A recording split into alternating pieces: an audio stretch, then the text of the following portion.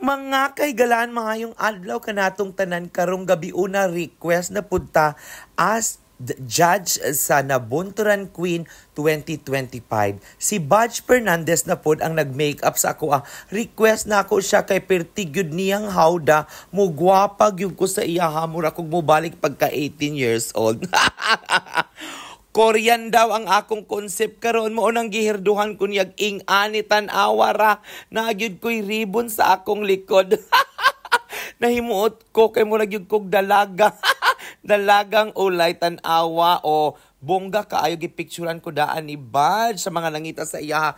Naalang na siya sa Davao City. Kauban ako ang akong BFF Gwen Darbin ang reyna ng Davao.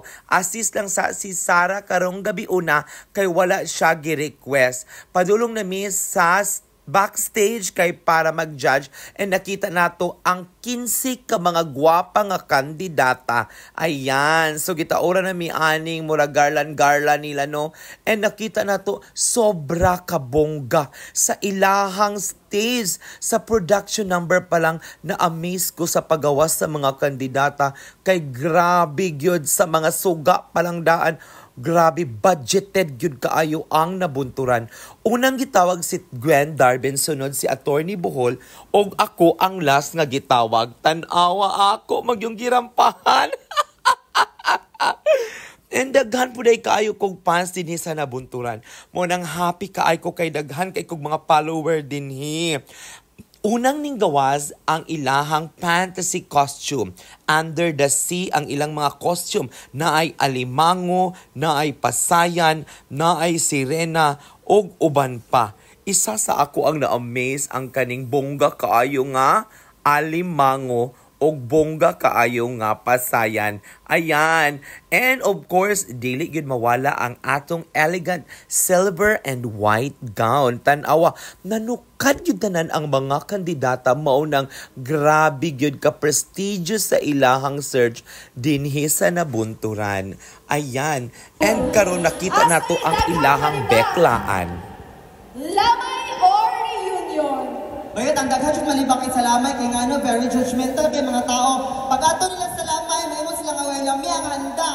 Anang kuha nilang biskwit, ano silang biskwit, tabang ilang kape. Ano dyan ang mga tao usually very judgmental kay sila kay ngano. Nana ka salamay, mangibak ka. So, kung ilan kang batasan sa iyong balay, ang una malibak sa imo ang imong pamilya which is sa reunion. Kaya kung ilan kang batasan sila, una mismo na kay balong sa ilan imong batasan kay ikaw, mismo nagtubuan ng balaya. Bay, patakara ka, dili makalibakon, tumayo kang pamatasan sa iyong balay. Tumayo ang pamatasan, dili kalibakon sa iyong mga relative. Ang point, dahil maglibak sa langit, kaya ano, pangit ang bulang, pangit ang arrangement sa lungon, pangit. So yung judgment ka, ikaw ang ginanong batasan, nga naman bantay makasalamin, nga nalang yung matay na, mo pang bantayan. So kung ilan ka batasan, ang dagang maglibak dyan ang reunion. Kaya sa mga ng mga iyaan, nga dili mahirag yung mauna.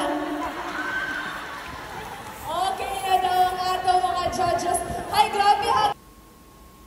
Tanawa mga hawd kaayo and karon gitagaan na ta og recognition certificate gikan kang Mayor Balili. Ayan, gwapa kay si Mayora and buutan pa gyud kaayo. So tulo lang mi judge anang gabi una. Happy kaayo ko nga nag-award sa ilaha. Second runner-up si candidate number 9 ug midaog si candidate number 13 kay grabe gyud motubag sa ilang mga pangutana. So dili kaayo dili man kaayo siya gwapa pero grabe ka bright good niya. Ayan, daghan kaayong salamat Municipality of Nabunturan and dili gid mawala ang ato mga pictorial sa ato mga fans. Daghan kaayong salamat Mayor Maymay Balili na ara sa imuhang pag-imbitar sa ako. Hanggang sa susunod, bye.